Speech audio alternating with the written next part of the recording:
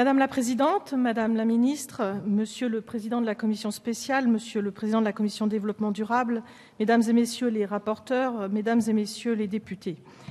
Comme mes prédécesseurs dans les prises de parole, je voudrais tout d'abord, Madame la Ministre, vous remercier pour ce texte qui prépare l'avenir et fait entrer notre pays de manière résolue dans la transition énergétique pour un nouveau modèle plus équilibré, plus diversifié et sécurisé.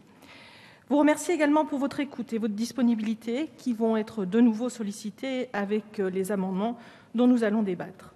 Pour ma part, je voudrais me réjouir que la commission spéciale ait validé l'importance du report modal de la route vers le rail comme un élément important et déterminant de la transition énergétique. Je défendrai également un amendement complémentaire plus particulièrement relatif à l'autoroute ferroviaire qui est l'infrastructure moderne d'avenir, comme on le voit très bien dans les pays européens voisins. Le deuxième sujet sur lequel je souhaiterais intervenir est celui de l'hydraulique. La France est le deuxième pays européen producteur d'hydroélectricité après la Norvège. La production en année moyenne correspond à la consommation domestique moyenne d'environ 27 millions d'habitants, soit de l'ordre de 40% de la population française. Elle représente 12 à 14% de la production totale d'électricité et un tiers de l'énergie renouvelable française. Enfin, et j'insiste là-dessus, l'hydroélectricité est la garante de la sécurité du système électrique par sa capacité d'intervention rapide en puissance de pointe. La filière industrielle française est une filière d'excellence, de rayonnement mondial, avec un nombre d'emplois non délocalisables concernés très important. Filière composée à la fois de grands groupes et de PME performants, elle regroupe de multiples domaines nécessaires à l'électricité. Il y a aussi l'ingénierie. En Savoie, le Centre d'ingénierie hydraulique fête ses 60 ans d'existence avec ses multiples activités en France et à l'international où son expertise est reconnue.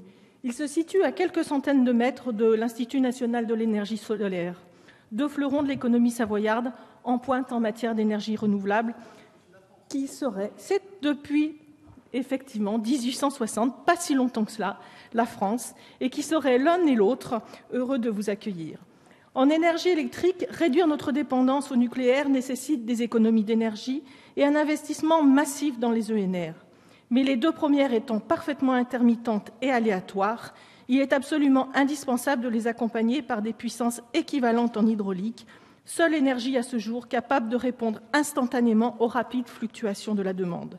Démarrage d'une centrale moderne en moins de 5 minutes, de zéro à la pleine puissance et suivi de la consommation par téléréglage. Mais les sites classiques gravitaires sont presque tous équipés et c'est pourquoi, après la réalisation de 1978 à 1985 des premières STEP, stations de transfert d'énergie par pompage, comme Grand Maison ou Superbisort, le temps est venu de réfléchir à la relance de projets de STEP et aux conditions de leur réussite en termes de rentabilité. Évoquant ce sujet avec un ancien ingénieur hydraulicien, ancien maire et ancien président du parc de la Vanoise, qui sait donc tout ce que ces barrages ont aussi apporté en termes d'emploi et de développement économique de nos vallées, il disait « Je ne sais si les aménagements de Roseland, du Mont-Cenis, de Villerest, de Superbisort ou de Grand Maison sont rentables d'après les critères officiels d'aujourd'hui. Mais ce dont je suis sûre, c'est que nos enfants et petits-enfants en auront absolument besoin. C'est pourquoi nous nous sommes battus pour les réaliser. C'est toujours vrai aujourd'hui, mais trop souvent, on sacrifie le long terme au court terme et l'avenir au présent. » J'espère que vous serez sensible, Madame la Ministre, à plusieurs amendements déposés par de nombreux collègues pour qu'une expertise soit lancée en ce sens. De quelle capacité d'extension ou d'infrastructure disposons-nous? Faut-il démolir des barrages existants? Je fais bien sûr allusion là au barrage du Vezin.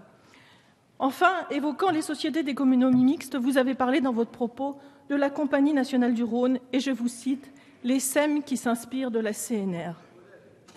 C'est un modèle, tout à fait.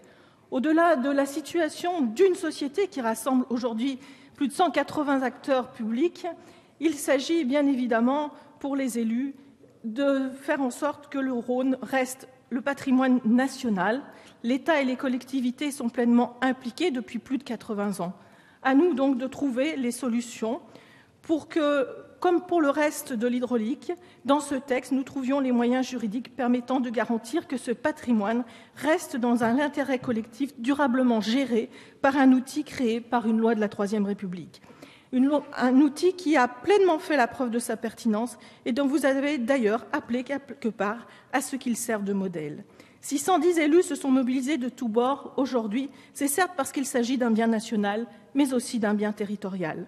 Notre amendement vise donc à trouver, au-delà de la situation de la société, par l'article 28, à intégrer 100% de l'hydraulique française dans les sociétés d'économie mixte.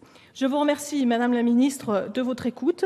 Je vous remercie également de bien vouloir apporter les réponses qui restent pour nous encore en suspens sur les différents points que j'ai évoqués. Nous sommes à un moment historique. C'est à nous d'être à la hauteur et à l'écoute du terrain qui a beaucoup participé à la concertation et qui suit aujourd'hui nos débats avec l'espoir d'être entendus. Essayons tous d'être à la hauteur et aussi de prendre de la hauteur en rejetant sectarisme et posture idéologique pour débattre sereinement et engager résolument notre pays dans cette étape. Ne pas le faire serait une faute vis-à-vis des générations futures. Merci Madame la députée. La parole